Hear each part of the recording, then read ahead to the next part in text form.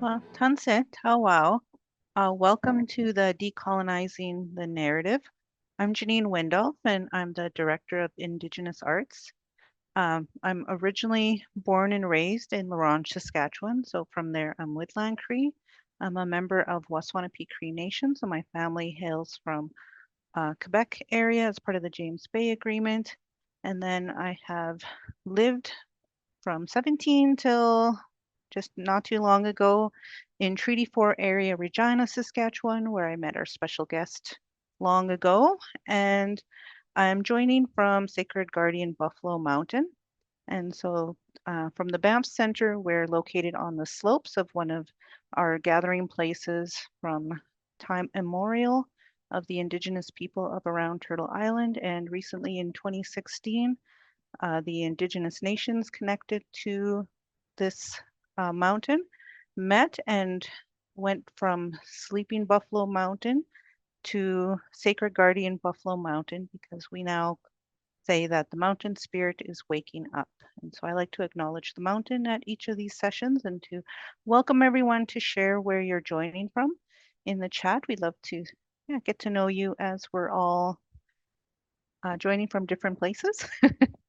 And so for this decolonizing the narrative, I was really lucky that we actually had John Hampton here on campus last week for the Canadian Arts Summit. And so it was really nice to reconnect. I met John formally. Well, I always say when, because I remember everything when my kids were young.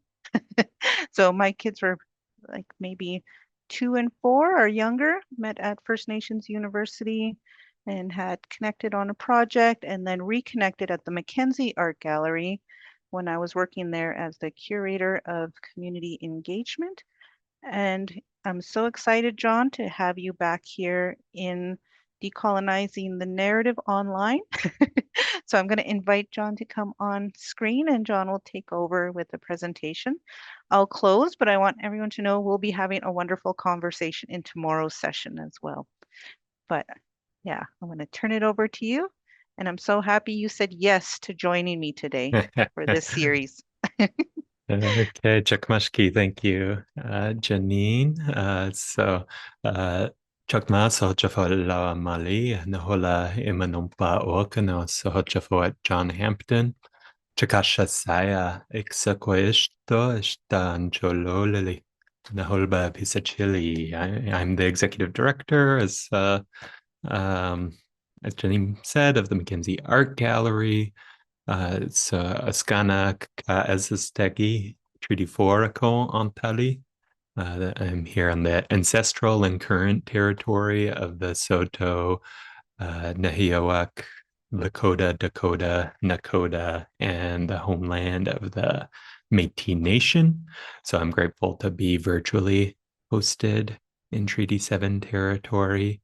I've started off there, stay in my own position as a mixed Chickasaw and white arts worker in a non-Indigenous institution away from my territory, which is south of me in Oklahoma, or southeast of there before the Trail of Tears. So in my language, which I'm still a language learner in, the roles aren't nouns, but verbs. So I use Naholba Bisachili, which means I look after art. So let me share my screen here to get us going. I'm going to first, so since we're talking about decolonizing the narrative, and that I'm speaking from within a predominantly white institution, then I want to start with a colonial narrative, with unpacking the origin of whiteness. And so to do that, I'll be speaking primarily about a few pieces from Conceptions of White, which is an exhibition I co-curated with Lillian O'Brien Davis. But before we get there, my path to that exhibition started, this would have been in 2014. I was working on an exhibition called In Dialogue, and This was a 3-year-long project that was rooted in conversation. So having discussions with Indigenous artists and elders and thinkers and community members to talk about how they navigate complex conversations of indigeneity within the art world. And you see here is a performance by a good friend and wonderful artist Peter Morin called Land Breath, performing collective history of walk paths on Tahltan territory. And so this is a piece of Peter activating that exhibition, trying to bridge the institutional space with breath, with bringing his ancestral ties to his territory, and how we navigate and bring those collective histories into these spaces and try to activate them in new ways. And so when I was working on In Dialogue and having these conversations and hearing what each of these other artists and people were addressing, because everybody was addressing some form of tension or complexity in navigating the art world as Indigenous peoples.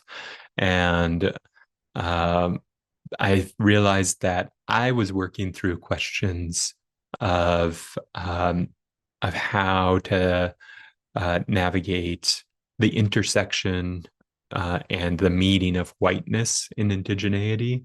So to understand how these spaces are configured and defined, how we can better walk within them, and also to help better understand my own position and my own intersection with whiteness. So that's where my research and my work looking at whiteness started to emerge. And in some ways, this proved more difficult than dealing with artists that were addressing indigeneity, because whiteness is so often defined in the negative. In the Western context, it's taken as the default. And so it's often defined through what it is not, by pointing to the other, to blackness, to indigeneity, or racialization. And it's seen even in that word racialized. So suggesting that race is something experienced by people who are not white, and so we wanted to look at what is the racialized experience of whiteness itself. So working with Lillian, oh, there's a timer on that. So working with Lillian, we wanted to point directly at whiteness, what it is, where did it come from, and how does it impact our cultural sphere. So beyond the exhibition, one of the tools that we produced was an incomplete timeline of the circumstances that influenced the emergence and evolution of white racial identity. So we launched an online version just in January of this year at whiteness-timeline.com. So if you're working on something and you want to know what was going on with whiteness during a certain time range, you can go here for reference. And so I'm going to pull up the site actually, and I'll start at the beginning.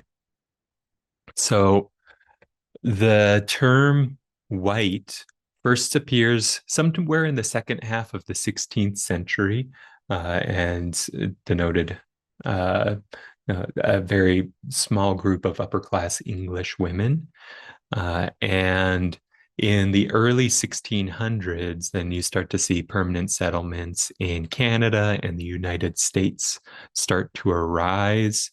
And thinking about what's happening in museums, which are the institutions I study most closely, then buildings akin to museums, they've existed since at least 500 BC in places like present-day Iraq.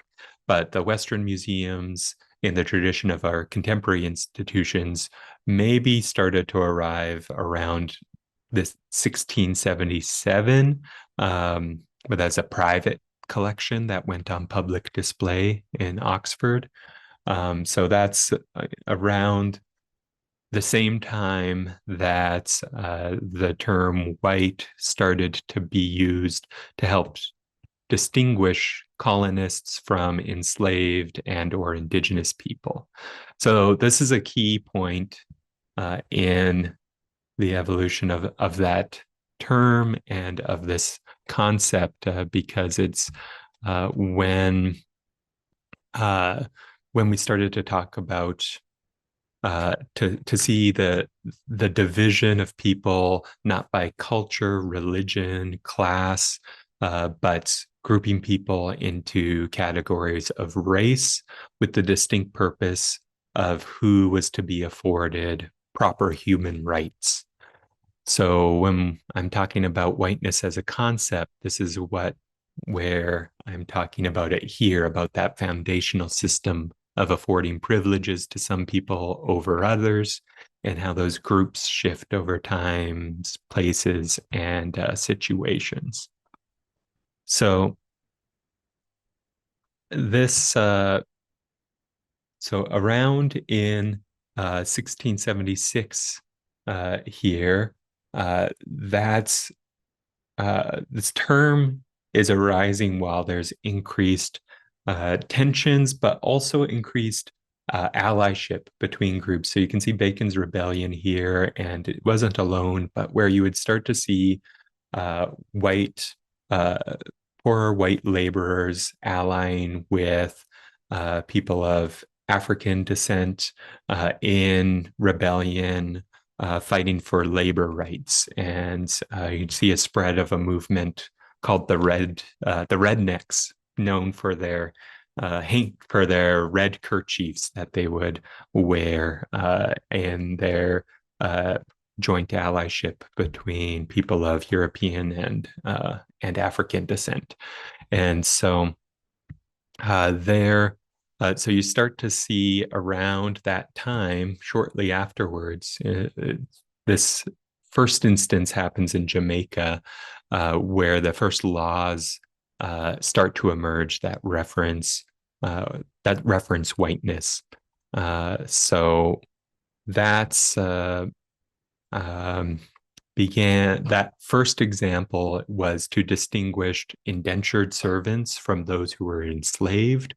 The main difference being that indentured servants, their children would be free, where people who were enslaved, their property and even their children then remain property. So granting these limited rights to white servants and setting a precedent for the division of types of humans rather than that division by wealth or class or religion.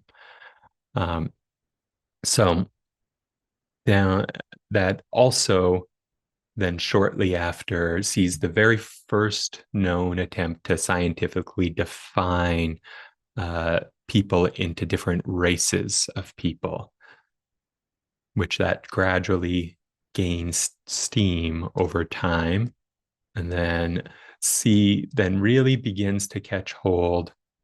We can see in the latter half of the 18th century.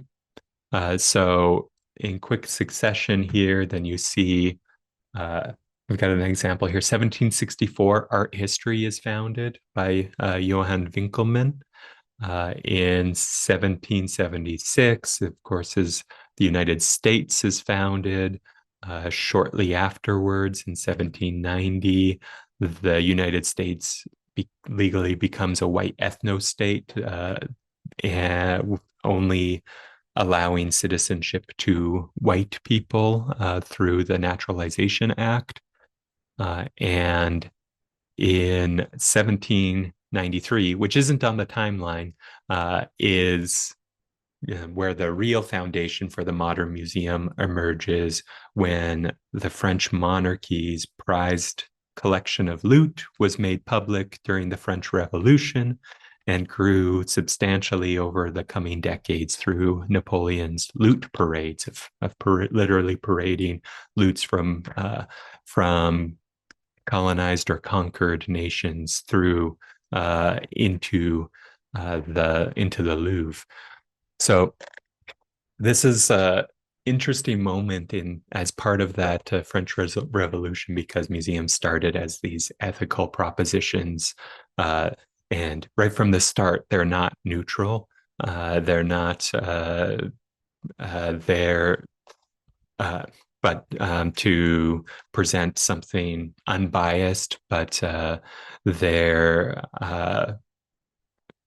they're designed to make collections available to the public through this ideology that culture belongs to everybody, but also to do so with these nationalist intents to create celebration, in this example, of French identity and power over the world. And so they were against the centralization of authority, but still did it by accident, because you say who is the public, who is the everyone in which culture should belong to. That arises there. So similarly, the United States was founded with the principle that all men were created equal, and then 14 years later clarified that you have to be white to be a citizen. So in 1795, right after that, whiteness truly comes to the masses with Johann Blumenbach's unhinged proposal of the concept of a Caucasian. And then for the next 170 years, American courts argued over who was white, disallowing at times Italians and considering proposals at times from Japanese or Indian individuals, until 1965, when racial limits to citizenship and immigration were removed in response to the Civil Rights Act. So you scroll all the way up here, almost to the end. So in move forward here. So these activities didn't happen, just happen to be at the same time. So I want to circle back to the founding of art history. So the show Conceptions of White opened with Apollo Belvedere. And so this is actually a plaster replica of a Roman marble copy of a Greek bronze. And so the Roman version sits in the Vatican's Belvedere, so hence the name. And the piece is included because of its reference within Johann Winckelmann's 1764 text, The History of the Art of Antiquity. I see a request in the chat. I'm getting distracted. Right. whiteness.timeline.com. Oh, I put that to hosts and panelists. Let's give that to everybody. I shouldn't be doing this. There we go. There's the link. So that text is seen as establishing the discipline of art history, and it was the first text to systematically create a linear history of art, reinforcing the Anglo-Saxon myth of a continuity between Greek to Roman to German heritage, which later spread into British, American, Canadian, etc. So in that text, Winckelmann called Apollo the pinnacle of artistic achievement, and while extolling its virtues, then he spoke of skin, of its marble skin, and the quote is, "As white as the color which reflects the greatest number of rays of light, and consequently the most easily perceived, a beautiful body will accordingly be the more beautiful the whiter it is." So this is a really telling quote within the first piece of art history textbooks in speaking to the the beauty of the white skin and what was happening in Blumenbach's text at the time and in race science, that this is a foundational theory of what we know as Western art history. Uh, continuing the evolution of art history in the art world, then moved forward to Hiram Power's model for Greek slave. So this neoclassical sculpture is considered by many to be the first piece of American art that really breaks through to international prominence. And you can see it reflecting those Greco-Roman ideals. And it's a piece depicting the Greek War of Independence, and which was during 1821 to 1829. And the I won't go in too much into depth here, but the work depicts a beautiful white Greek woman taken into slavery by the Turkish Empire at a time where this fictional home of whiteness of ancient Greece that was in a fight between people we would consider white and people at the time who would not be considered white, and then using the white woman as showing the perseverance of the American spirit as she's taken into slavery within a nation that was still had state-sanctioned slavery, but was in the midst of abolitionist movements, and so was used in commentary on both sides of that debate. And there's a beautiful quote from an anonymous abolitionist who satirized the popular response to Power sculpture. So I'll read that quote where they said, "We are in thy presence reminded that no divine image of humanity, wrought as thou hast been in white, can here be chained and worked like mere animals. By thee we are reminded that in our Christian land no Turk can lay his trafficking hand upon a skin that is white, but that under the benignant sway of Christianity, this doom shall be confined to Black people." So I we included this piece because it demonstrates that from the earliest moments of American art history, the concept of that race is at the center of those conversations. And so some people say, oh, stop politicizing art or moving it into these identity politics, but it is something that's embedded there right from the beginning of the concept of Western art history, from the concept of American art, and then into Canadian art as well. So another piece in the show is Deanna Bowen's White Man's Burden. So this work builds off of a previous body of work from Deanna, looking at the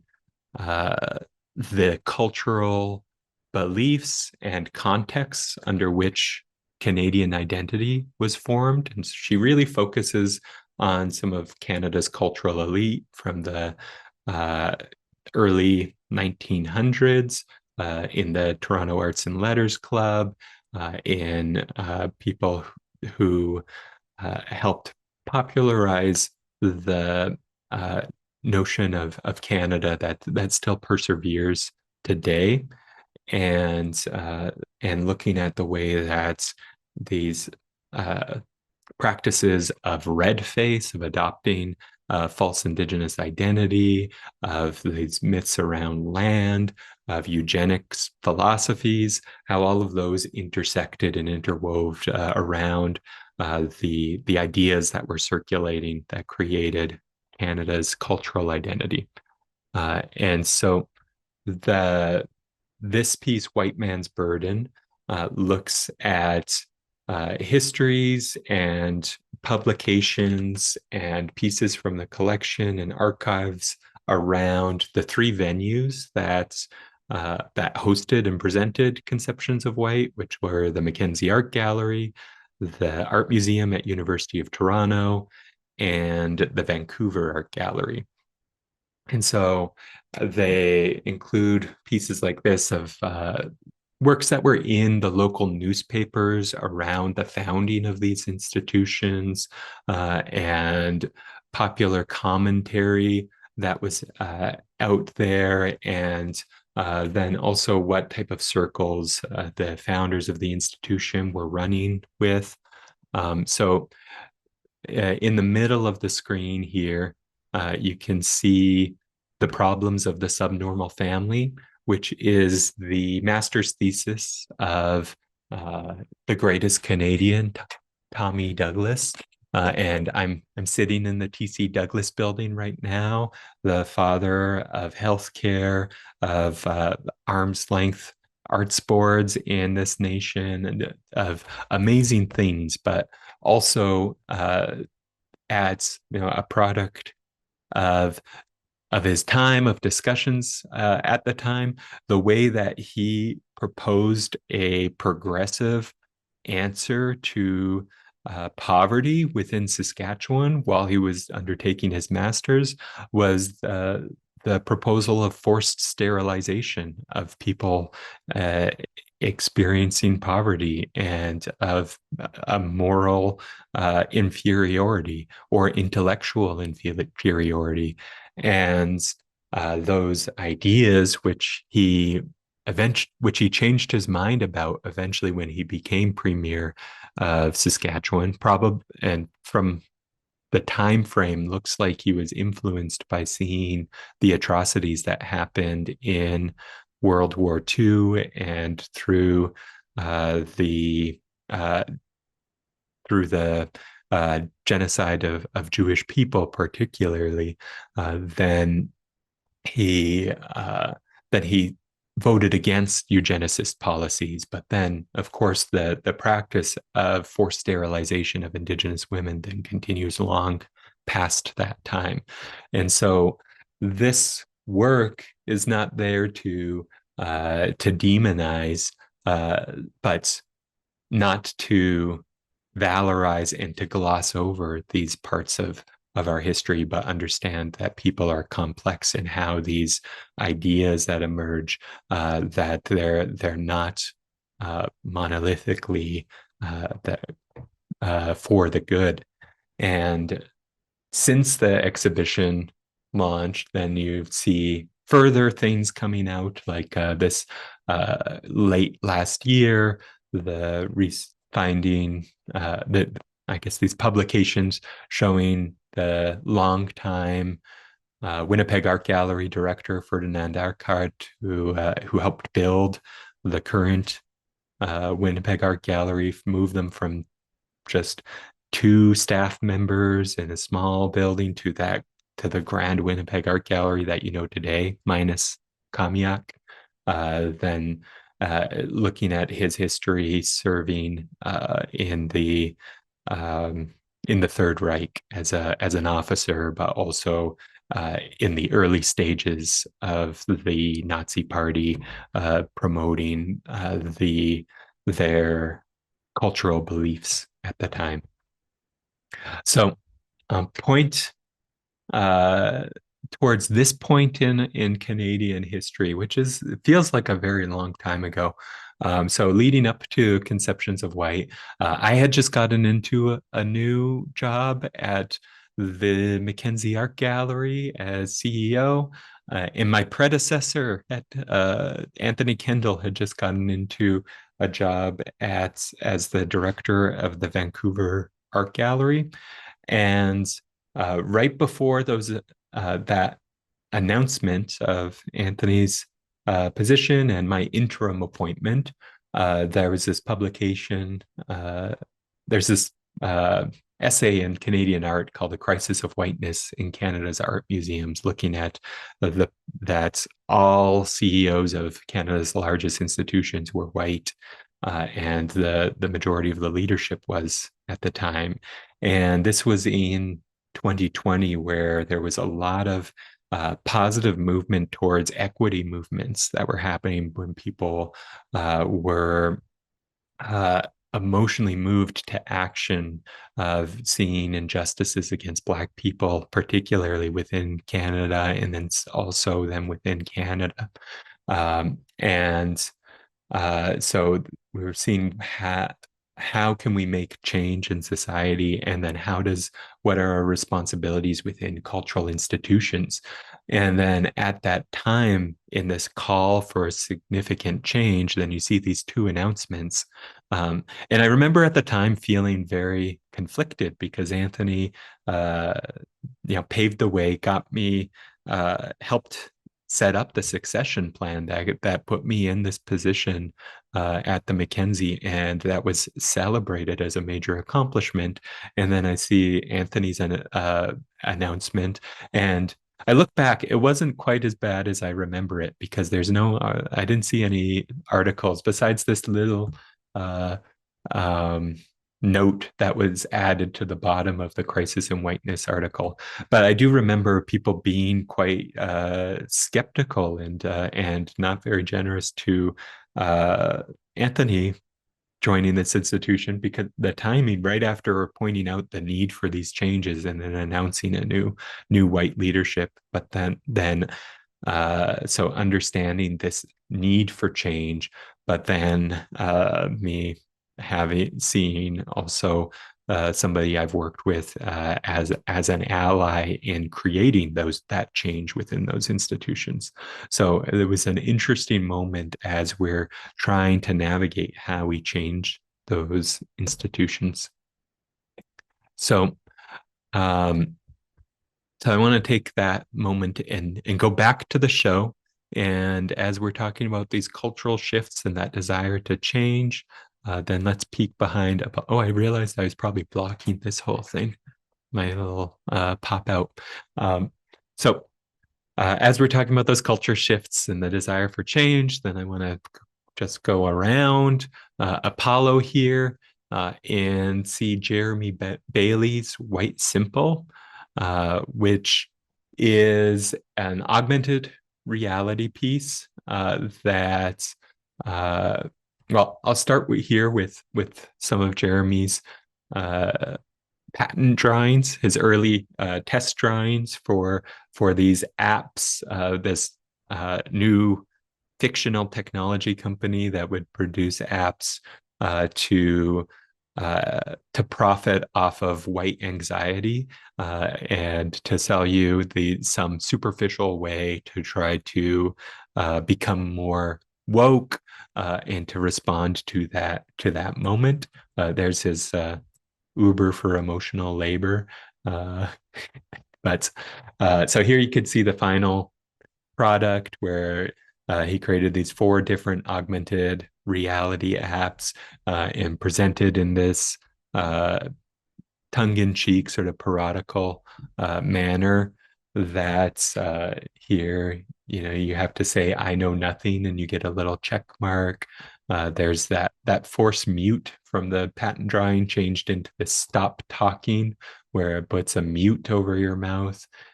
Your check your privilege, where you get to find out if you're deserving or just lucky, and then become more enjoy discomfort, just practice smiling and sitting with discomfort. So I really love this piece and the way that it pokes fun at in some ways also our efforts as curators within this exhibition, as we try to find ways to help to help bring greater understanding to whiteness, to bring forth this change, but this does it in a very shows the pitfalls of these superficial methods. So there's enjoy discomfort.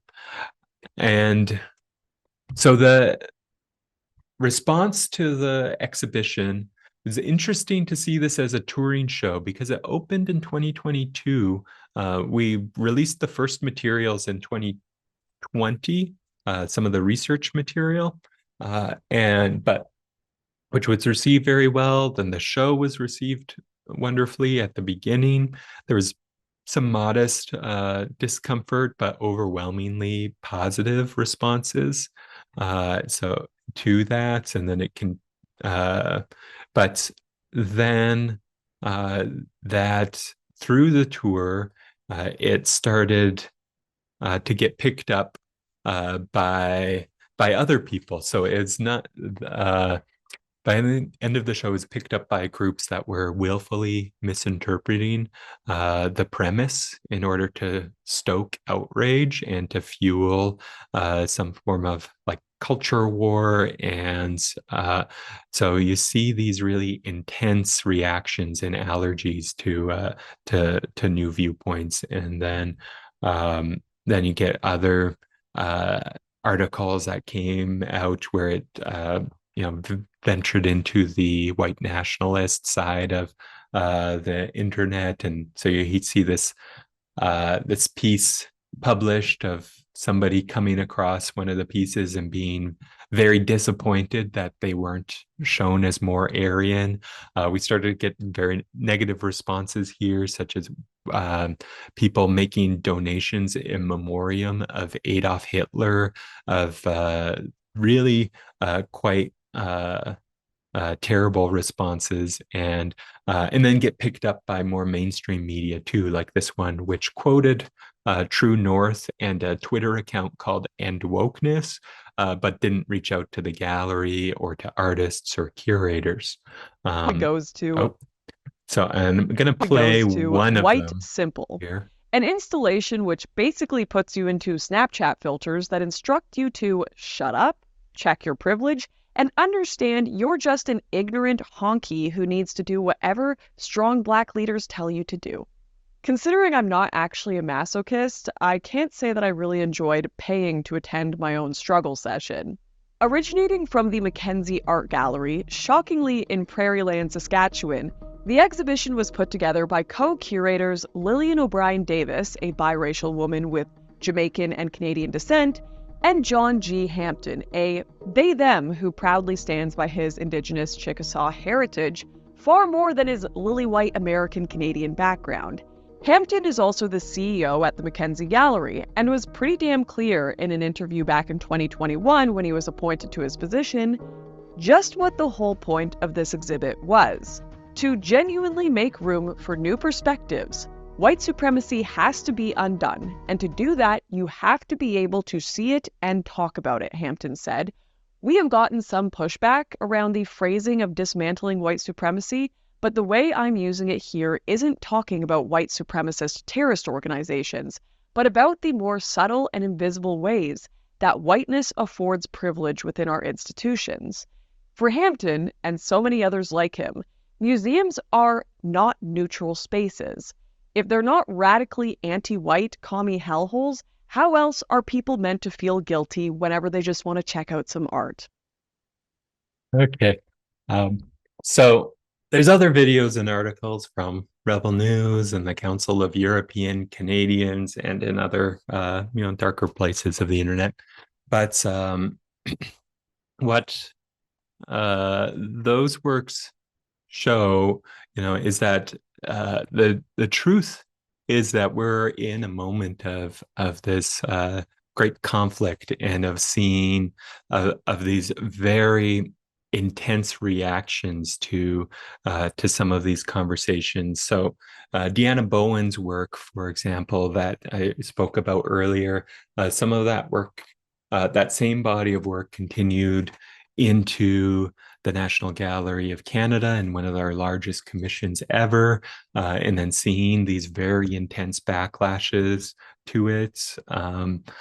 Then meanwhile, the National Gallery, as it was attempting to address issues and create a strategic plan and marketing strategy around decolonization. Then their CEO left, and they appoint their first ever Black CEO in an interim capacity during a crisis and during some major shifts. And she becomes the face of this outrage, and people see where there's this tension of around this ethical turn within institutions of trying to make them more inclusive and open up. Then you see major figures start to dog whistle that, despite being overwhelmingly white and having non-white leadership for a few months in an interim capacity, and then seeing changes happen through that, then whiteness must be under attack. So you see posts like this infamous white square by the former director of the National Gallery that evokes the Black square being posted in solidarity with Black communities that were facing systemic violence within our institutions. And then this square seems to imply some analogous assault on white bodies by giving their power to people who haven't earned it, where that crisis of whiteness has changed just temporarily through an interim appointment. So that building resentment then finds an outlet here and begins to, and then catches some steam, and then through that time, then you see some commentary arising where using terms such as indigenous bureaucrats to describe Michelle Lavalley and Steve Loft, two people I respect profoundly, but to which are somewhat violent terms that are meant to delegitimize their artistic and curatorial expertise and create some type of artificial distance between these people, that Indigenous people in positions where they've never been before, and to sow some resentment of showing, presenting them as the elites within these institutions that we have to fight against. And then you see a new, recently in the new CEO coming in, quoted saying he wasn't interested in decolonization, and then he issues an apology for avoiding the word, but then it becomes this tension, and because it's decolonization is a difficult thing to do, and is something that just maybe becomes this focal point when there are missteps or mistakes happened, that there isn't a generosity or space there to find those new ways. So that's as things go back and forth and these negative things happen, then there's also amazing things happening, and because this backlash isn't happening in a vacuum either. It's happening in reaction to positive momentum, and so you see amazing things happening in broader culture, right? Like reservation dogs and Indigenous-led representations hitting mainstream television in a big way. So you can see Indigenous representation on television makes it to the number 2 Native art event of 2023, right after the number 1 event, which is the MacKenzie Art Gallery's touring exhibition, Radical Stitch, opening in May at the National Gallery. Shout out to the co-curators, Sherry Farrell-Rossetts, Michelle Lavalley, and Kathy Mattis, whose decolonization work literally paved the way for me to be in my current role and in my last institution, as well as more broadly. And then spreading into other things like that, echo dubbed and subbed in Choctaw, and created in collaboration with the Choctaw Nation, seeing traditional birthing scenes in HBO's True Detective, Night Country, in Rutherford Falls, in a show about two best friends who run museums in the same small town, one celebrating the colonial history of their town and one a cultural center of the fictional Minnesota tribe. So seeing all of those positive movements. I'm running a little low on time. So we continue to see that back and forth of that action and reaction, where museum rhetoric escalates and is weaponized, and then where truth-telling can be used against us, where there's acts of repatriation then become are intentionally used as evidence of wrongdoing, but then the work continues, and then you see change happening and breaking these ties, and then while some people aren't willing to hear, then the ones who do come to the show in good faith do. And so Lily and I fully anticipated that the show would be a difficult exhibition for some audiences. And so we planned it with care to ensure that people could see that we weren't talking about individuals or attacking white people, and knowing that once that defense wall is up, then it's very difficult to get down. But even in some of the sensationalist media around the show, they interviewed people who wanted to engage with and understand the concepts.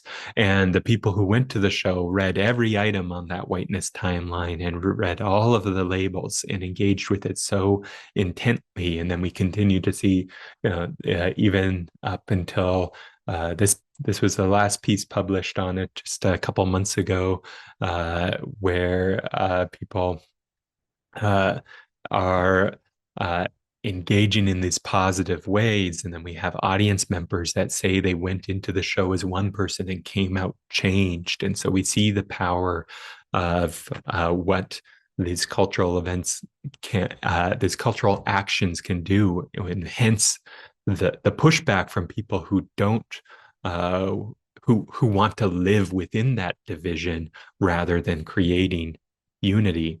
And so I'm going to go back to the end by going back to the start here of museums.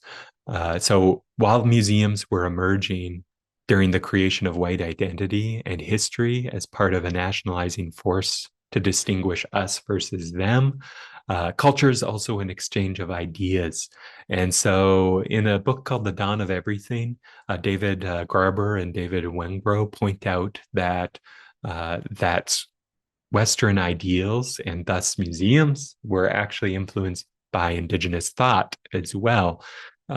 So the European values that underpinned the French Revolution, like equality and liberation, and that helped create the conditions to create the Louvre and make it available to the masses, are concepts that were introduced to the French by Baron Lantin in his dialogues with Candiaronc, and looking at Indigenous ideas of equality, of freedom, of hospitality, and of free will, and those then helped inspire what became modern museums. And they just maybe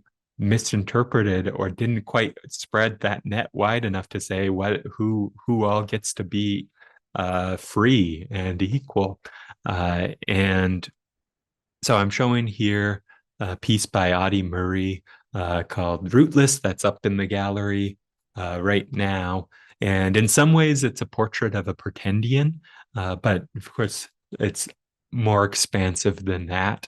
It's a form standing tall, taking on the image of land, yet it's not. So it's these stacks of artificial turf with roses placed inside.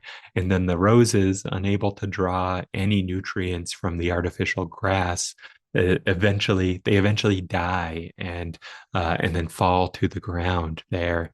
And the grass that's being imitated in this, though, it's not grass of this territory.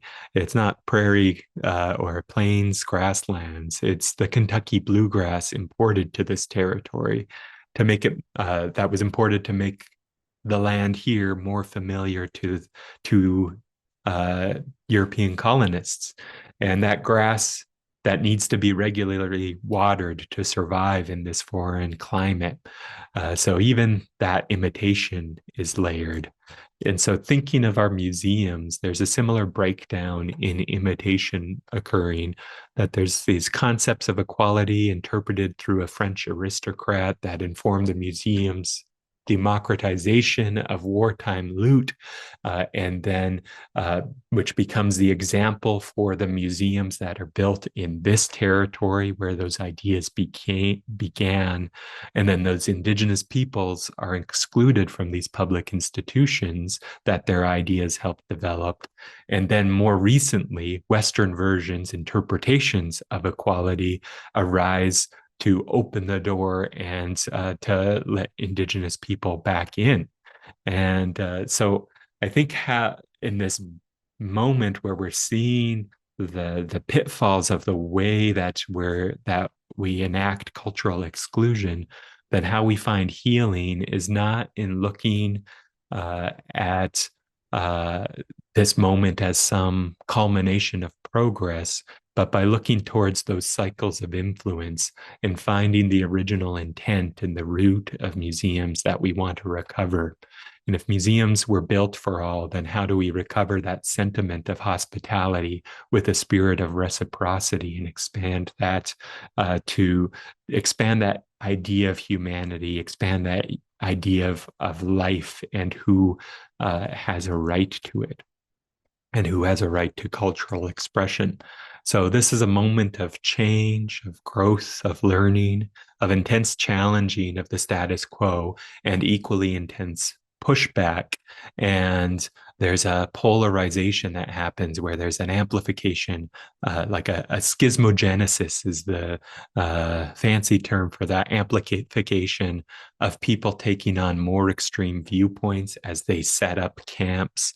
And that phenomenon means that even if you were only lightly holding a belief, then as people seek to discredit that belief, then you begin to become more and more entrenched and feel increasingly antagonistic towards the ones criticizing your now firmly held belief systems. And so until you find yourself in a position where people aren't able to speak to each other. So the answer to that is not further division, it's to work against a culture of disposability where recognizing harm shouldn't be a death sentence, where we recognize that that it's not individuals are not the problem, and reform is not a threat, but that our cultural institutions may have gone through phases where they reinforce nationalistic pride. But at this moment, we need a different form of unity. We need to make room for our canoes to paddle alongside each other with respect and independence. And I had another slide, but I feel like I can complete there because it's 5:28 and Janine's got to do the wrap up. Awesome. Well, thank you for the presentation. We also have tomorrow to keep the conversation going. So, yeah. You'll go through all the cut slides then? No. We could actually. No. Yeah. No, it's been great to reconnect and to be able to learn a little bit more. I'm actually really excited that I'll be able to see Audie's exhibition. I noted the dates. I went on, did a quick check and shared it in the chat. So Oh, great. yeah, I'm Thank pretty you. excited for that. And yeah, no, it's always nice when your worlds can come again. So I was really glad we were able to see each other in person, and then now to reconnect and have this conversation. And tomorrow's session means a lot to me. 'Cause, yeah, I was saying that was one of the hardest places for me to leave was the Oh, MacKenzie Art Gallery. And oh. just thinking of also Anthony gave a lot of trust and faith that Hmm. moved me into my role and growth, which led me here actually to the Banff Centre. So yeah, that energy that keeps moving. And then, yeah, your support. I remember walking in that day when I said I was coming here. You're also very supportive, so I totally appreciated that. And Hmm. so, yeah, for everybody here, I really welcome you to join us tomorrow and hope you'll be able to participate. Yeah, with any thoughts, anything you want to share. You want tomorrow to be, yeah, just friendly, casual conversation. And definitely, yeah, if there's anything you want to add in tomorrow, we'll start off and begin with that. And also want to thank my team here who have been helping us behind the scenes for your energy. And yeah, I guess I should thank RBC for sponsoring the Decolonizing the Narrative series. So Hmm. Thank you, RBC. Yeah, Koke Janine and Banff Centre. awesome. Well, thank you everyone for joining. I'll save the chat at the end of the slide. So anything you add in, we'll send out tonight and we'll, yeah, bring it into tomorrow's conversation. Yeah. Have a good evening, everyone. Good night.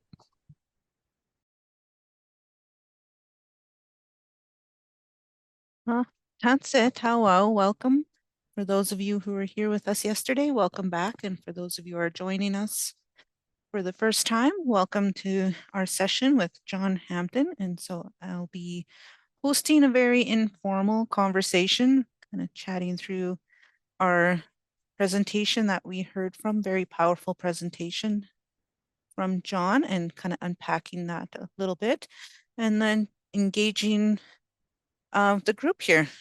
So we definitely want to welcome you all. And at this point, I'm joining from my home at Banff, Alberta, on Treaty 7 territory in the Banff National Park, which is in connection to Treaty 678 and what is now Métis Region 4. So I'm going to invite John to join me on screen. Hello, hi there, Janine. Hi, everybody. Yeah, it's joining once again from Treaty 4 territory, homeland of the Métis Nation here in Regina, Oskana, kâ-asatêki. Thanks for joining us for on what ostensibly is like Friday night of a long weekend. So thanks. It's good to see familiar names there. Hi, Carla and Marion and Michelle. Yeah, Yeah, and and welcome. Janine. I think I said Janine first. Yeah, and yeah, we welcome you to in the chat again. Let us know where you're joining from, and yeah, we want to keep this one pretty engaging. So as you're putting anything in the chat, we'll bring them into our conversation. So if you have any questions or comments from yesterday, oh, hi Marion. As a aside, because my mom is actually named Marion Otter, I always call Marion Donnelly my arts mom because she was the one Oh, who taught me all I needed to know about nonprofits and running arts organizations when I started long ago. So really happy you're able to nice. join us. Marion told me that she took a class from my father once. All It's all in the interconnected. family. Oh yeah, yeah, and a lot of moms. You're a mom to many people here, Marion. And oh, hi, Justine. It's nice to see you on our little chat box. And so, oh, hi, Carla. Oh, you're in Treaty 6 today. Awesome. Wow. Yeah, I just wanted to first off, yeah, thank you for yesterday's presentation and sharing. Like we went through quite a few like prominent Yeah, I feel like exhibitions. I was on rapid fire yesterday. I'm like realized I had so many notes to get through in 1 hour. So. Yeah, well, I thought, yeah, the content was rich, especially, even how you presented with the timeline behind you was so engaging. Oh, I was good. going to ask, yeah, how did you get familiar with that timeline? Was it something that was made in connection to the exhibition, or was that a Yeah, source you found?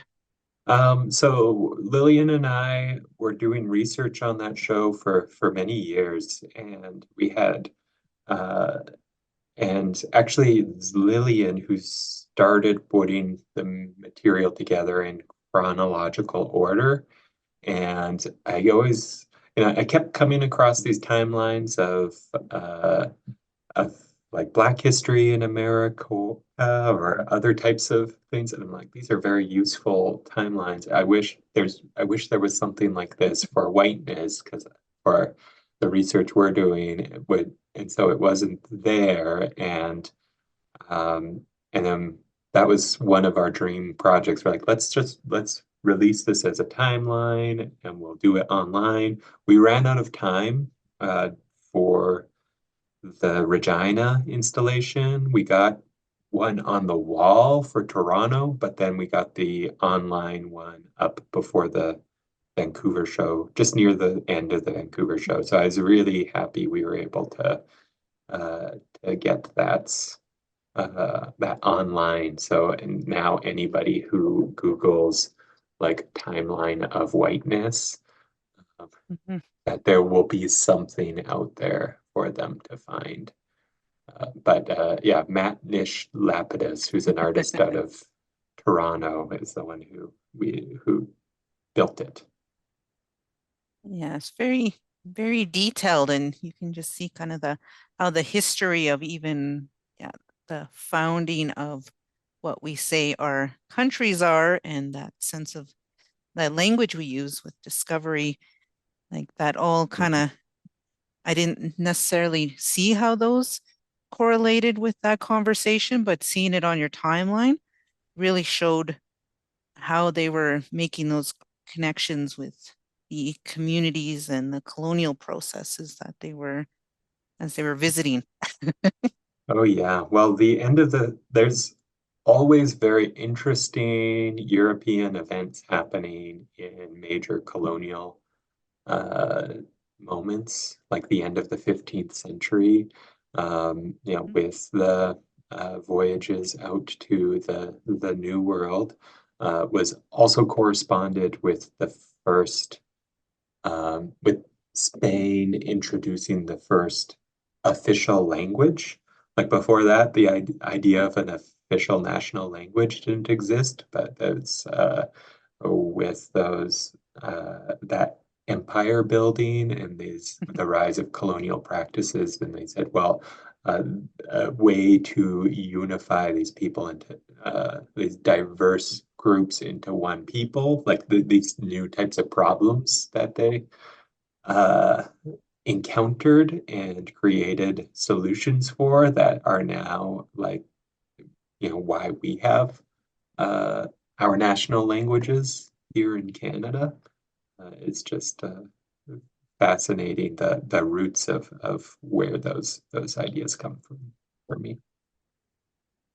Yeah, no, I thought it was really enlightening with what I knew of our own history and then how that Mhm. was conceptualized within the visual and the timeline. And yeah, just really brought out very strongly with the exhibitions that you presented yesterday. So we talked about the conceptions of white, and I thought that really elevated what that conversation is. And yeah, I was even, oh, welcome is Mikkel. And yeah, Marion also noted that it was an excellent presentation and had no idea that your work had created such a stir on the national stage. And actually, that's kind of where I was getting at was that Mhm. clip that you showed, like that reaction to, I find Yeah. once I understood the exhibition, it's actually, I thought they really took that conversation and put it into their own context. So I was going to ask you a little bit about Like you said, you and Lillian anticipated you might get those reactions? Yeah, we didn't anticipate quite that reaction. We were thinking more about that there was potential for media attention, but more we were thinking about viewers and how viewers coming into a space, if you're very confrontational in your face from the beginning, then how people can put up a barrier to not that it discourages them sometimes from engaging and embracing new thoughts. So we wanted to do that, at least to have a gentle landing. And in the Vancouver Art Gallery and U of T versions, Jeremy's work is right near the beginning, and it's humorous and it's involves parody, but then when it goes into these certain sections, certain segments of media that maybe are a little less fact oriented, then there were several videos like that produced. I just chose one, but there's 5 that I know of, like these well-produced, very popular, like YouTube commentators, and also attached to outlets like Rebel News did one, and they very explicitly say this sounds like a parody, but it's not. So it's so it's a little frustrating sometimes, but it's also sort of humorous to see. And then there's also a portion where they actually are engaging with the intent of the project, like Jennifer Chan's Aryan recognition tool. That was really highlighting the how facial how characteristics mappings, or like chronology and those tools that we use to that race scientists use to categorize people into different races. So it spoke to the absurdity of that project and of the idea of Aryanness that became attached to, and then also how still some of those tools underlie our current technologies.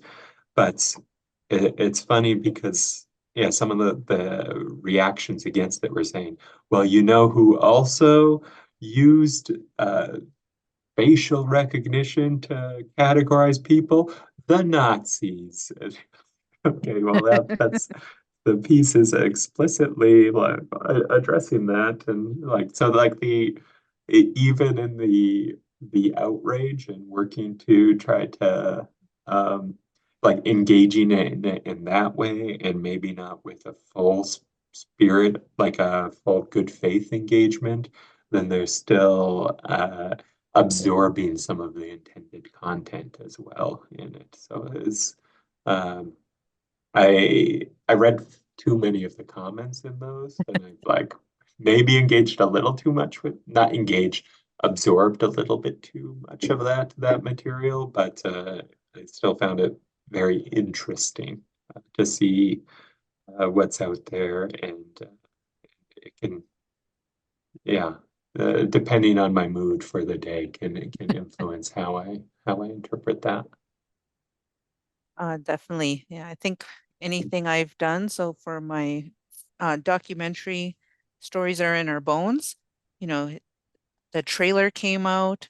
It had Corwin catching a fish and my mom talking, but because my mom has blue eyes and kind of dirty Yeah. blonde hair, the reactions in the comments, I thought really spoke to that perception of what Indigenousness is. And then how many people were upset that we were using fishing, because everybody fishes. So it became like instead of a heartwarming story with my kids and my mom, it got unpacked in a way, and I had to kind of sit with that discomfort. I had to stop reading though some of the Yeah. conversations because it can impact your mood. But I thought it was pretty enlightening. Like there was no way in my presentation I was saying it was only an Indigenous activity. Yeah. Obviously, we fish cross cultures, but that this was how I was bringing my family together and teaching skills got lost in that conversation. So I find sometimes that reactionary is reacting to the areas that make people uncomfortable. Yeah, you should have taught them how to hunt with a longbow. That's next. Just kidding. Yeah, that's definitely something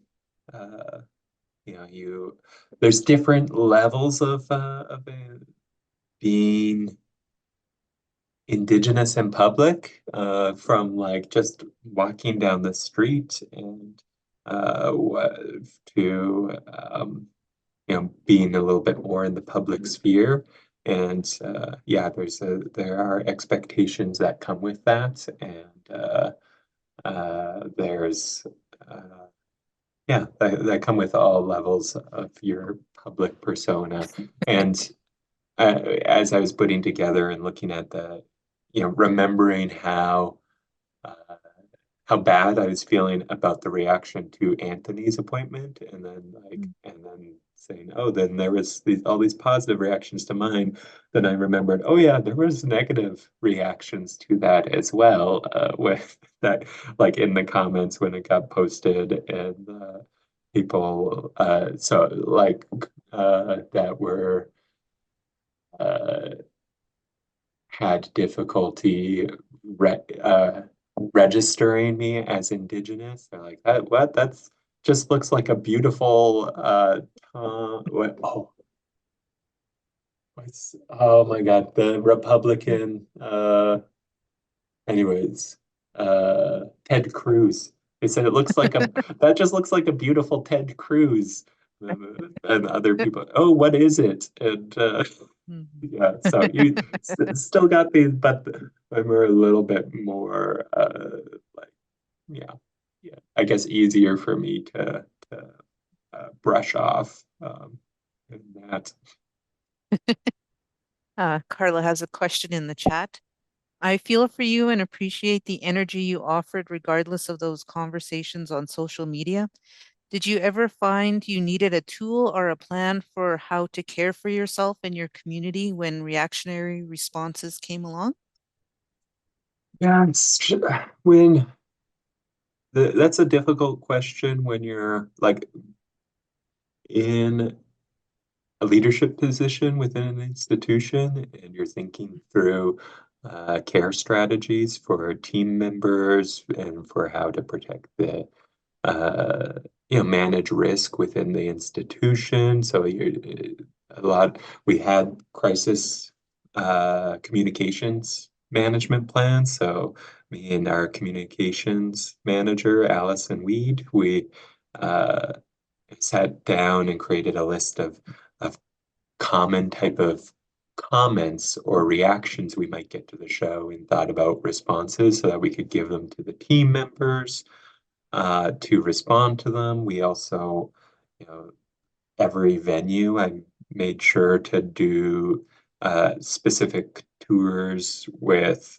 frontline staff to talk about what type of reactions might occur, to workshop how they could engage with it, and to say you you don't necessarily have to engage with it. This is like that's not part of your job, but if you want to, uh, here's some sample tools or options to have on how to do so, and and just like teaching people to give themselves grace, because sometimes you can beat yourself up when you encounter those situations, and then you feel like, oh, I should have handled that better, or I should have had that like perfect response uh, to this uh, to this encounter.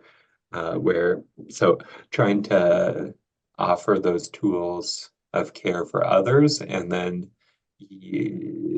so I don't know if I properly prepared tools for myself, like Lillian and I, if we considered that side of things enough. I'm have a used to it. I've got a bit of a thick skin in terms of in that type of sphere. Put me into another situation where it's like on the street type of discrimination, which I don't get as much with my speech patterns and my skin. So then that might be a different scenario.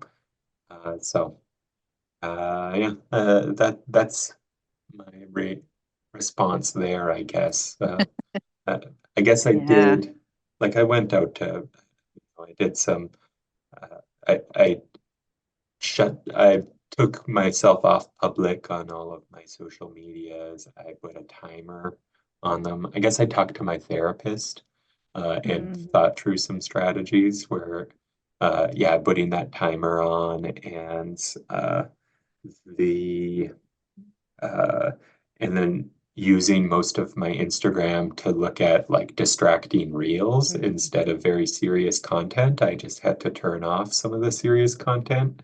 And then there's also, at the same time as getting these really um, uh, quite, the threats of violence that are coming in from one section of the internet. Then there's other sections that are calling for greater action and accountability from our institutions, which I really respect. And maybe that's connects to me saying like giving grace to other people, where I might go there and where I'm like, well, I read that and I'm like, oh, am I doing enough? Am I really like? And then you push yourself and you wonder, and then like that's can sometimes affect that sense of well-being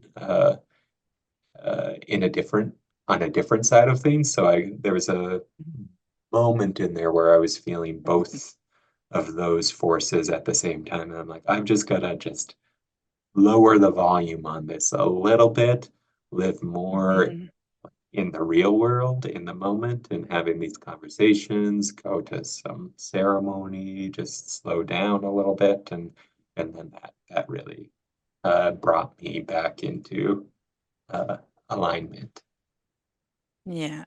No, and I think that giving grace to oneself, I think for myself was the biggest strategy, and try not to go to bed with those thoughts. I think found we kind of take things a lot harder especially being Indigenous, because there's a sense of added responsibility at times for some of the reactions we may or may not have to that. So for myself, just looking at social media, I also learned I can block. I don't have to engage. So Yeah, some I was people are like, very good at blocking. That's yeah. gotta Well, and I learn from them. ask, Yeah. yeah, but it's like, is it something I can learn from? Is it going to support any way of thinking, or am I just taking something in? But Mhm. yeah, definitely for me, it was my mom. Like I'd unpack things with her, and she told me not to give them power. So I try to go by that, which is easier said than done. But honestly, I used to go off the grid. If you ever correlate any of my public events I ever did, and then I disappear on the land somewhere. I think for Mhm. me, that was how I kind of aligned with Yeah. anything. So, and actually, I wanted to pull in, we had a question from yesterday, so I don't want to lose that. Um, Jasmine McGregor asked yesterday, in discussion with Indigenous artists, I hear a lot about Indigenous artists needing to be their own curators and curating for other Indigenous artists. I'm wondering your thoughts on this pattern. Mm. I think there's a lot of different ways you can interpret that question. And I think it depends on context. Like I was on the board for a while with the Indigenous Curatorial Collective, and the history of that collective was Indigenous curators just not having opportunities and needing to create their own opportunities. And I think there's a history within Indigenous artist-run centers and curatorial practice of these artists turning into curators and creating their own institutions because of the systemic exclusion within institutions. And so I think that there's been phases of that, and I think if you still go into certain communities and areas that still exists. But I think the context has shifted a bit today. Now there's some different, I think there's these multiple situations where of people that have like a curatorial essentialism, like you've got to curate only what you know, or that people feel like they don't have the right to curate artists from other backgrounds. So and I think that like there makes sense from a very very from I guess the early curatorial practice of like having a specialty, like people curate new media art because that's their area of interest, and people curate Indigenous art because that's the work that they are interested in and that speaks to them. But I don't think that that's necessarily, it's not as necessary anymore. There is something you can, if working as an Indigenous curator with other Indigenous artists on something like In Dialogue, like the exhibition I briefly touched on, because you're dealing with complex conversations of indigeneity, and then you can speak to that, not to the experience of all of the artists, but at least have some shared experience, and that you can't, that it's a lot harder to do when you're going into other cultural groupings, and then you're doing that as finding analogs within your own experience, or you're taking that learning position. So I think it influences how you have that conversation. I think it's less an idea of that Indigenous artists need Indigenous curators to be shown, because there's people are getting more and more educated about Indigenous art and culture by the minute, and more people are engaging with and showing work, but there's still Indigenous art curated by Indigenous voices then just brings you can get into deeper into certain types of topics and conversations. I think not that it's better or worse, just that it's you can get real Indigenous that way, I guess. Yeah, I definitely feel like understanding the framework and the function often helps a little bit in terms of when we engage and how we engage.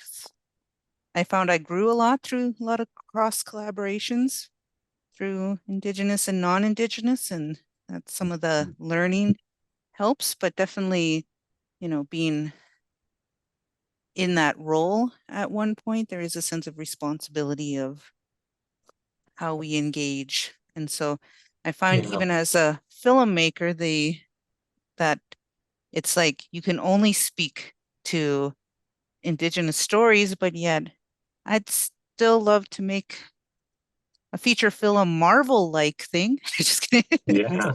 But yeah, I think there's always those conversations. So it's always do we keep ourselves, like, I guess, how do we have those conversations cross culturally? Yeah, and um, those intercultural teachings are really, they're really valuable.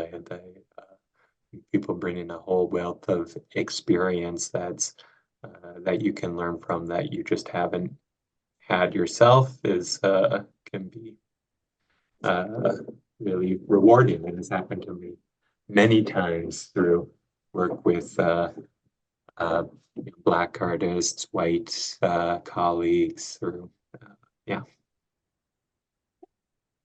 So we have question in the chat. So I'll first go to Justine, Okay. who works at ICCA and appreciates that acknowledgement. I did notice that TACFAM is the curator or Audie Marie's exhibition to make smoke. So I appreciate you mentioning the curators do not need to curate based on their own experience. So I appreciate that you're not just saying that, but that the MacKenzie Art Gallery is demonstrating that. Thank you for sharing. Yeah, shout out to TACFAM, former associate curator of the MacKenzie. Yeah. Yeah, beautiful exhibition there, and TAC brings it's just different ways in which he engages with Audie's work there, and TAC has done shows that do speak a little bit more to his experience and talking about like citizenship and immigration within Canadian contexts, and then but working with people like Audie Murray and Luther Conadu and spreading out in these um, ways that let you uh, let you learn, I guess. And I think curatorial practice is at its best if you're maybe not just coming to an exhibition that you've got it all figured out and you just need the art to demonstrate your thesis. But if you want, if you're interested and want to do some learning as well, I think that helps. That comes out in the show. Yeah. And yes, shout out to ICCA there. Yeah. No, and TAC was great actually. When I was working just before I left, I got to spend some time with TAC. So it's part of the curatorial corner, what I called it. Because we were all kind of positioned in that one area. And yeah, definitely learned a lot. So I see Michelle's very thrilled actually that TAC is now in Calgary. So yeah. And yeah, I think that's great when we see people kind of go and grow and continue sharing. Sending all of our curators west to Alberta. Yeah. Not all of them. Lillian went to Toronto. Yeah, we all spread out a little bit. But yeah, I still stay in connection with both of them and they're just lovely. Uh, we do got Ernest who also came in with a question.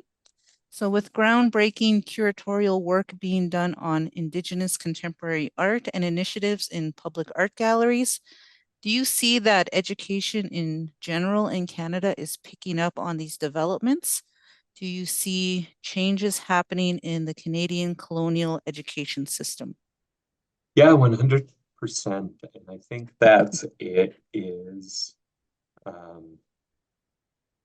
our cultural workers that are really helping do that work. And I use that term a little bit, in the broadest sense that it's artists, filmmakers, but also uh, elders and activists and people that these are, carriers of culture are the people that bring, uh, that keep who we are as nations alive, and then can spread that understanding and find and help others see a shared sense of humanity.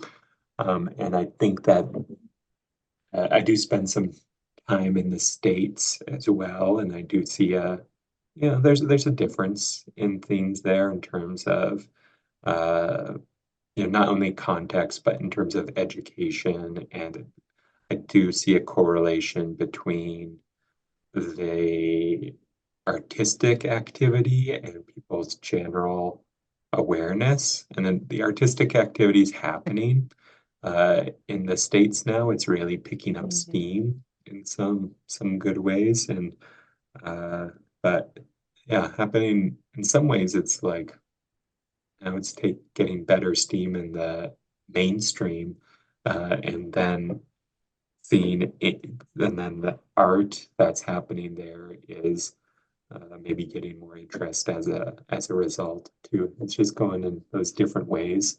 The Canadian colonial education system, yes, it's baked into curriculum a lot more now, and I think but there's obviously room for improvement, and there's great people in education that are pushing that forward, and there's more and more options for folks to learn and just getting uh, you know, languages out there and people and language learning opportunities, and so I see some really great strides there. There's something, I'm thinking about my own nation and our cultural knowledge that we've had in like a bit of this valley that we went through, that we've got our elders that, in first language speakers, and there's so few of those left. I don't know what the last count was, but uh, several years ago it was 50. Um, we've got over 50,000 citizens at that time. And then, so there's the language was on the decline, and then the nation really started investing a lot more into language revitalization, and now we have more language learners than we've had for a very long time, and I have access to a lot more resources to learn my language, uh, and so we've got way more people that are learning the language, but they're all coming in as these second learners, second language learners. So like it's just this little pivotal point in time of this tiny group of people that uh, learned the language, like of these young people that still have access to those elders that are learning the language, and like those, so like there it's a scary thought to think about how close we got there, and that now we're all of this effort happening to prevent prevent that loss and allow the continued evolution. Other nations are in stronger positions in that sense, and then and in Canada, it's uh, nice to see there's maybe a little bit less precarity in a lot of the circles that I've been in. But anyways, now I'm getting off topic a little. I was just thinking of when I was working at the MacKenzie before you came in, we were always told we got to wait because, we bring that to the new director of programs when you first started. So then I was thinking about everyone here who was waiting for, well, one, for the director to be identified, but then I was thinking how many people were probably knocking on your door with all these things we've been waiting to unpack and discuss. And that one time, I remember you came into my office and I had the smudge protocol policy on my little pin board. And I was saying, well, this is what I'd like. I'd like us to be able to smudge without doing the 48 hour. And then you simply said, give me that document. And then we went to your office and you were like, let's smudge the smudge policy document. And so for myself, just that act of like, for me, it was very positive because it was like, okay, let's make this happen.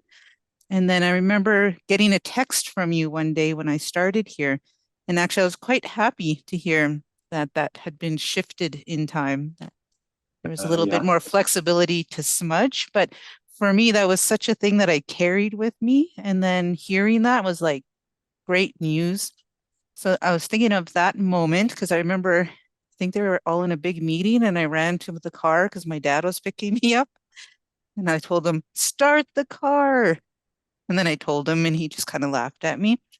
But one thing I thought that was really great when you came in was the shift of language to being an ally to Indigenous peoples versus leading the way. And I just wanted to see, yeah, why that was so important coming into this institution and why we changed that framework and how we were self-referencing ourselves at that time.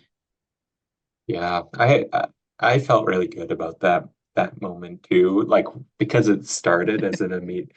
We were talking. I forget you referenced the policy, like what the smudging policy says that we can't smudge. Um, it's like, and it says yes, we value smudging, but you need to notify so and so, and it's like all of these steps to go through. And then like. Well, show me this policy, and I love that you had it pinned up on the wall. Yeah, and just being lucky. I think that's one of those moments. I'm not very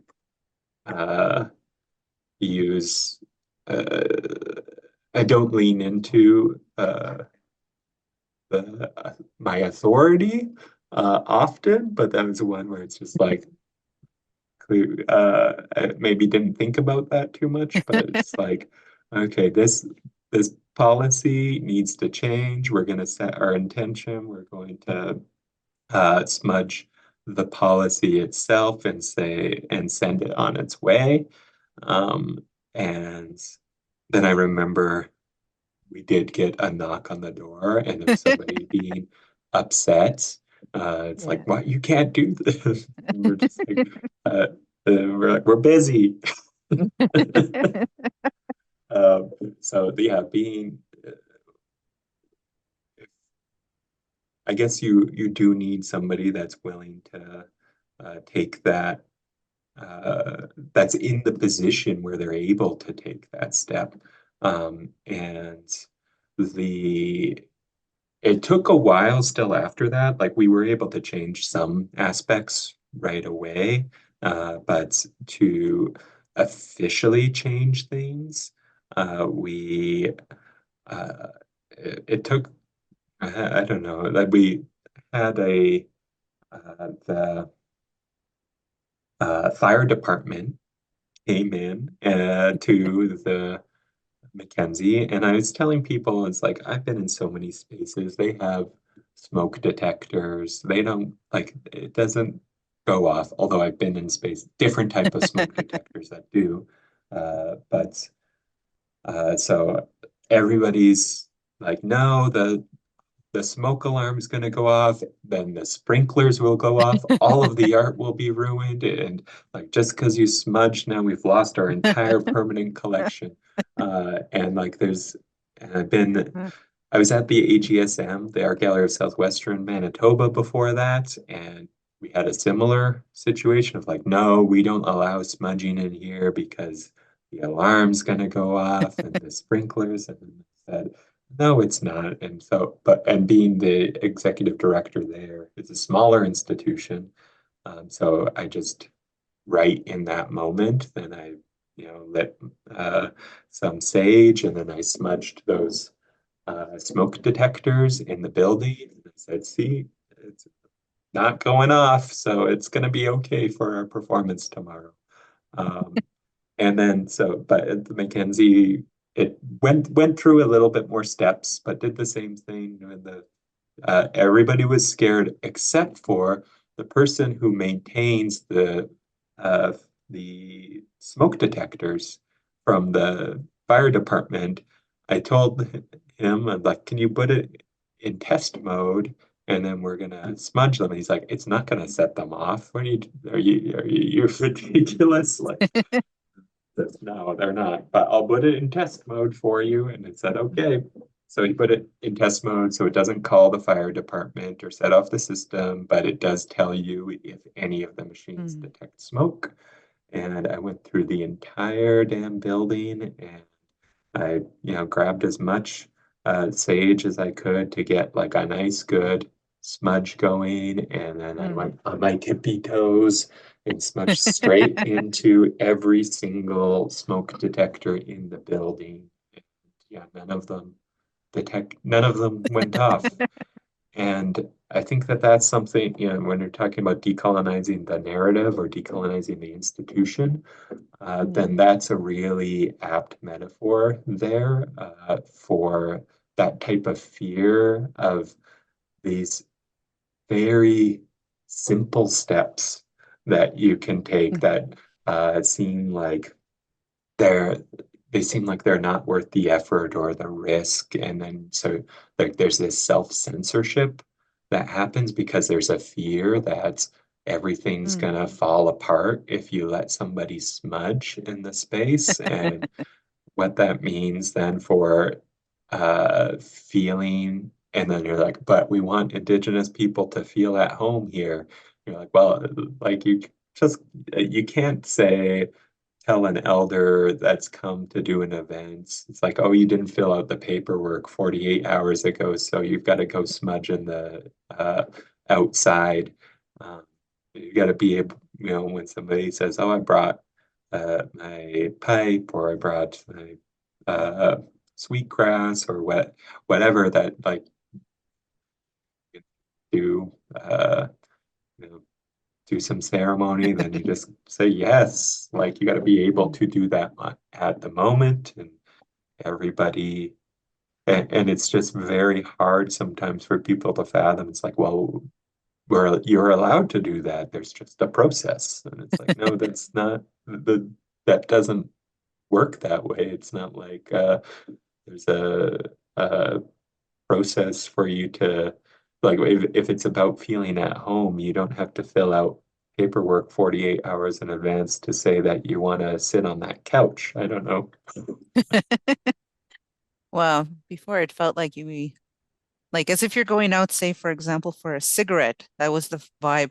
Okay, let's bring our smudge, everybody. Let's go out to the back, standing there having our little smudge in the corner. So I'm really glad that had shifted. Well, yeah, at least the prayers, go up into the sky instead of through the HVAC system that way. So maybe that was worked better that way. It's warmer. It's warmer this way. Yes. And you actually get that. Yeah, and we have that. We have that on the loan forms now too. It's like so. It's a checkbox. You have to opt out of smudging for on our loans now. Is it opt out or opt in? Now I'm forgetting. But that's because that was another concern in the spaces is would our lenders approve it? And now every loan agreement then has that so that we can if we have that consent and then we can smudge a show that's come in. Yeah. But and then we'll know, oh, this specific space, the lenders have asked that you don't smudge that area. And so there sometimes are some spaces you can't, but it's rare now. Yeah, no, it's very positive. I'm going to go to the chat as we're getting closer to our hour here. So, already? I thought we just started. See, I told you it can go pretty fast. So Carlos got a note in here. I worry about the impact of rising costs of education and worry that people from non-dominant cultures are growing less able to afford to study. Sometimes I wonder if curators try to find times to collaborate with people who have intimate knowledge and diverse perspectives, or are there other ways to share skill for a common purpose? Maybe I'm not familiar enough with the curatorial skills I'm just curious what your thoughts might be on this end. Yeah, there's some, like there's curators who come through different avenues. Like it's not, the field has professionalized quite a bit over the last, I guess 20 years really. Um, and education is becoming more important, but then also like in the last maybe 5 years, then recognition of lived experience as qualification and has been rising as well. So I think there's been that force has been balancing a little bit. There's good, there's programs designed to help certain communities uh, access into fields where they're underrepresented, but then they're temporary or they rely on funding or like the politics to maintain to stay the same. So that's just a little precarious. I do think there's some there's still a lot of barriers, both the rising cost of education being a big one, um, all of the factors that lead you up and prepare you for that education or even to consider curation or other type, certain disciplines as a possibility, are another that there's uh, and the and also life barriers to um, uh, Jolie Big Eagle said something very profound to me a little while ago about uh, change makers and the visionaries within our community. She said like how can you uh, how can our community how can you be a visionary when you're spending time worrying about that next phone call and what it's going to be, and just knowing that the intersecting traumas and life experiences and the things that this momentum of the continued legacy of colonialism on our communities that keep putting up, they ripple through our communities and then they get amplified. And so you just like continually have these new barriers emerge. And how do you have that space to be a visionary, to think about uh, what can be, to like live in the future and in those moments when you're uh, with continually having to face those challenges within your life or things that are happening within your family or your community, and it's it's something that I think that plus these other types of barriers that Carla's mentioning do they are really difficult to overcome. And it's, if you're decolonizing, this is why that's something that I think of as generational work, because it's something that really requires, like, it can't happen.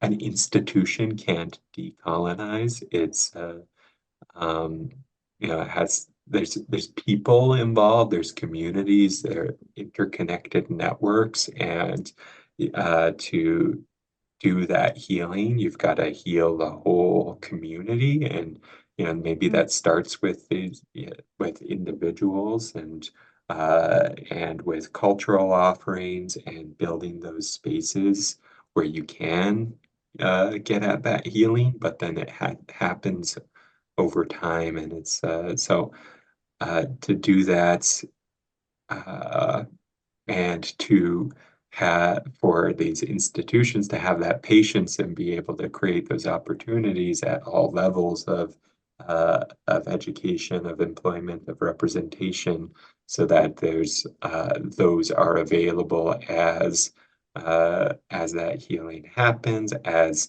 the institutions stop actively being uh, violent or unwelcoming spaces that you're doing all your healing and then you go into this space and it's full of microaggressions or macroaggressions. So I don't know. That's I do think uh there's some desire for that, but we do have to just stay on top of it and not assume like, oh, we've been decolonizing for the past 5 years and it's not done yet, so let's give up. It's it's taking those steps. It's that process, and so at least that's how I look at it. Yeah, and actually that ties into the next question in the chat from Mikkel, which is thank you for sharing your knowledge and thoughts. Yesterday you talked a little bit about decolonizing museums, and if I remember correctly, how would you like to restore some values that were lost along the way in regards to their purpose? Could you talk a little bit more about that? And is it really possible to decolonize museums and art galleries? I have to believe it's possible. Here, I'll play my last two slides. Oh wait, I've got to make sure Yep. I'm optimizing for video clip. So it takes a long while before you actually see Dwayne Linklater's piece, kâ-asatêki, Forever. But on the exterior of the MacKenzie, right before I started there, this new piece was put up that's got the words of the treaties. We've got our old branding on this video. That's how long ago this was, I guess. But that as long as the sun shines, the river flows and the grass grows, which I just love that piece glowing in the sky and seeing that you see it from Albert Street as you're driving. And so that was a major public art commission and it entered the MacKenzie's permanent collection. But it's words that are speaking to at least an Indigenous interpretation of the spirit of treaty, of this not being a transactional agreement, but being something that is that's long term, that is in eternity, that we are going to coexist and share this territory and respectfully and with that respect for each other's cultures, but also respect for the land itself and the lands, not as something that can be owned for as long as the land exists. And I'm that's seeing your something. timeline. You're seeing my timeline and my notes? Yeah. The wrong screen? Oh my God. Chattel slavery. I'm sharing the wrong screen. Okay. Is this the right one? Oh Yep, my we got God. it. Yeah. And actually, that was what got me to the gallery as the curator of public programs. Oh, was to do the community engagement part of the process. Ah. Yeah, Yeah. I was like driving down Albert when I come back to Regina. And then my kids are probably tired of hearing the same thing. Take a look over there. Yeah. But yeah, visibly. Wait. Yeah. Yeah. There's the video. And then there's the meadow. It's massive, beautiful meadow. Yeah. So that piece, the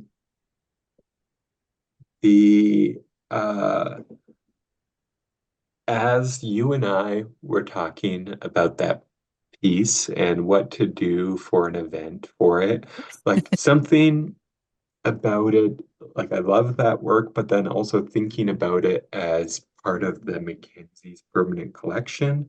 It's great that our collection, we steward for the community. It's like, but that's not really our piece to own. Um, and it's like these are like they're not our words. Being on the Yeah. building speaks to our responsibilities to the land and to the communities, but not in a way like that idea of ownership and us that was something that we talked about, you and I, um, and then so the first event that we worked on there was that winter solstice event, and Yeah. the idea it maybe evolved into what it needed to be for the moment, but the original idea of that was that we could take the this offering, this work that we commissioned, and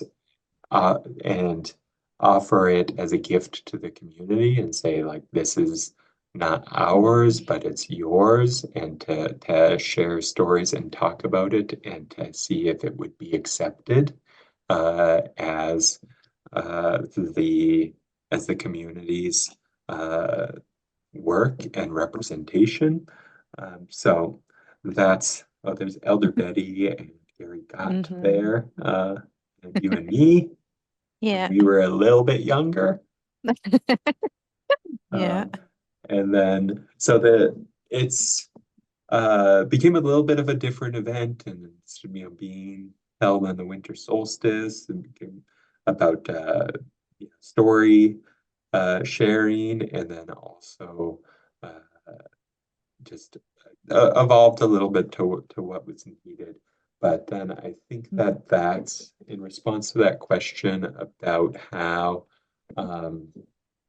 can we recover some of that original intent or rethink the purpose of the museum, then I think thinking through gestures like that, through the when we talked about the welcoming aspect of it and how the smudging policy was not welcoming. We look at the spirit of having the cultural property not be owned by any one person or elite, then we can think through like the ownership of our collections or the ownership of the institution and how that is articulated. And so I think that there's ways through thinking through these just those framing systems that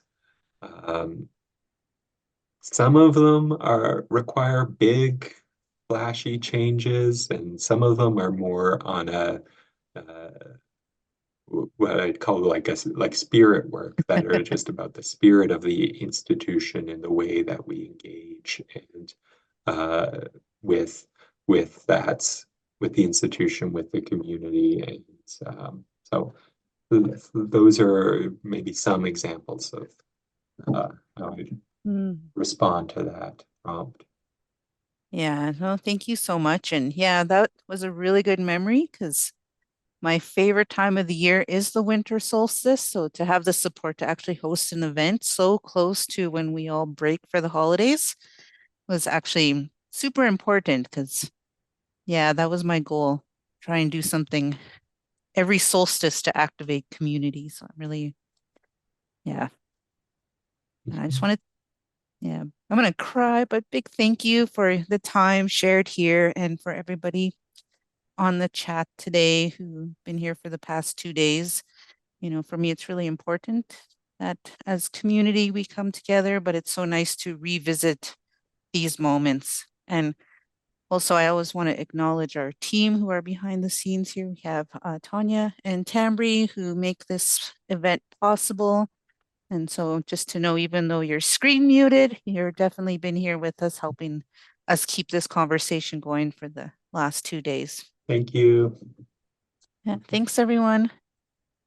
And yeah, I hope you have a good long weekend. And see, I told you it goes fast. Yes, it does. Yeah. Thanks. And thanks everyone who joined in and chimed in the chat with questions. Mm. Okay, ciao.